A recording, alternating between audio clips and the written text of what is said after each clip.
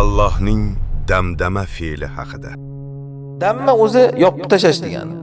Damdama desa endi tip-tekis qilib yopib tashlash degani. O'zi bu ohangdan ham chiqib turibdi-da, dam, ya'ni xuddiki bomba gumburlagandek katta bir azob kelgan ularga. Ana shuning uchun buni o'zi sharhlab shu oyatning davomida fasawwaha deyapti. Tekislab tashladi deyapti. Xuddiki bir atom bombasi tushgandek bir katta azob kelganda tekislab tashlagan ularni. Allohning diniga kurashmaslik. Allohning azobidan qo'rqish. Chunki mana shu Savud qavmi teginma degan bir tuyaga tegingandan tekislab tashladi Alloh bilan. Endi qarang, Allohning huzurida Allohga chaqirayotgan kishilar, ularki Allohning do'stlari. Va Allohning buyrug'iga amal qilaman deyotgan kishilar, ular ham Allohning do'stlari. Bir tuyadan da mukarramroq Allohning huzurida.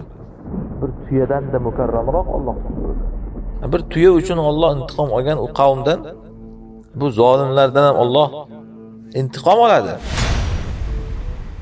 Allohning da'vatchilarini o'z holiga qo'ymagan, o'ldirgan, qamagan, yo'q qilgan, kurashgan kishilar hech qancha vaqt o'tmaydi. Kutinglar, bir pasda ko'rasiz, bir dushman o'sha yurtga bosib kelgan bo'ladi, dam bombardimon qiladi. Ishonmasangiz mana bugungi siyosatni ko'ring, dunyo ahvolini qarang. Ishonmasangiz mana bugungi siyosatni ko'ring, dunyo ahvolini qarang.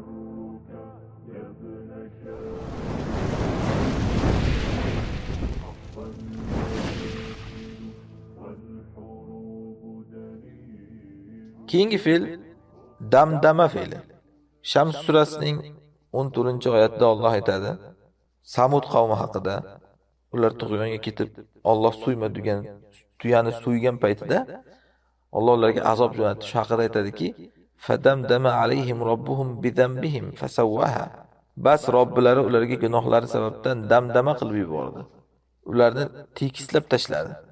Damdama dammun so'zdan olingan. Dammun degani tashdid bilan biror narsani ustini yopib tashlash degani. Mana shuning uchun qarang. O'zbek tilida ishlatiladi bu so'z. Havo agar bulut bilan yopilib qolsa nima deydi? Havo dim bo'lib ketdi deydi. Ko'ryapsizmi? Men yana aytaman, shu o'zbek tiliga arab tilidan kirgan lug'atlarni bir jamlab chiqishimiz kerak. Odamlar shunda biladiki, bu arab tiliga kurashayotgan mahluqlar xususan biladiki, o'zining lug'ati aslida arab tilidan iborat. Muhimi mana shu dim deyish, ana shu yopilib qolish-ku mana, havo yopilib qolishi. Ana shu damdama so'zi ana shu damma so'zdan olingan. Dim bo'lish ya'ni. Shuning uchun qabrni ustini yopib, keyin kitmon bilan ustini bosib qo'yiladi-yu. Ana shu jarayonni damdama alal qabr deyiladi arab tilida. Qabrni damdama qildi, ya'ni yopib ustini tekislab qo'ydi degan. Demak, damma asli yopish bo'lsa, endi shuni 2 marta takrorlanyapti-ku, damdama. Bu takroriy mubolag'ani ifoda qiladi. Demak, Savud qavmi mana qabrga qarang birinchi. Qabrni yopganingizdan keyin ustini takror bosib tekislaysiz-ku. Shuning uchun mana dam deyapti mana. Endi mana Savud qavmiga kelgan azob ham ana shunaqa azob kelgan-ku ularga. Osmondan balo kelgan, ularga bu takroriy bo'ldi bu. Shuning uchun mana buni takror azob bo'lganligini ifodalab damdama deyapti. Tekis qilib tashladi. O'zbek tilida ham e'tibor bering mana. Bir narsani mubolag'a qilmoqchi bo'lsa, 2 marta takrorlanadi. Tekisladi, tekis qildi. Ko'ryapsizmi? Mubolag'ani ifoda qiladi, 2 marta takrorlanish. Tekislash, tekis qilish. Arab tilida ham shunaqa mana. Damma o'zi yopib tashlash degani. Damdama desa endi tekis qilib yopib tashlash degani. O'zi bu ohangdan ham chiqib turibdi-da, dam, ya'ni xuddiki bomba gumburlagandek katta bir azob kelgan ularga. Ana shuning uchun buni o'zi sharhlab shu oyatning davomida fasawwaha deyapti. Tekislab tashladi deyapti. Xuddiki bir atom bombasi tushgandek bir katta azob kelganda tekislab tashlagan ularni. Endi bu fe'ldan olinadigan nasiba Allohning diniga kurashmaslik. Allohning azobidan qo'rqish. Chunki mana shu Savud qavmi teginma degan bir tuyaga tegingandan tekislab tashladi Alloh bilan.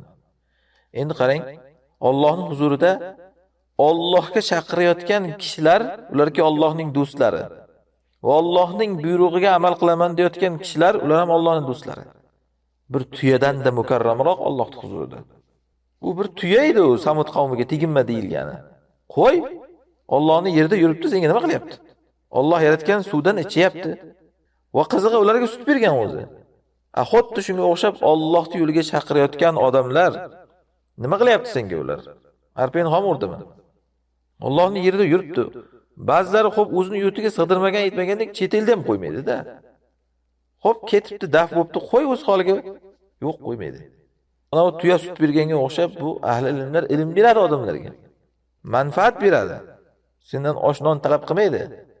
Lekin mana shu zolimlar hamma zamonda Allohga nisbat berilgan narsani o'z holiga qo'ymaydi. Tuya bo'lsa ham hattoki qarang. Naqatulloh deyilganda o'shan mana. Naqatulloh qarang. O'zi tuyalar yuribdi, lekin bu tuya nima?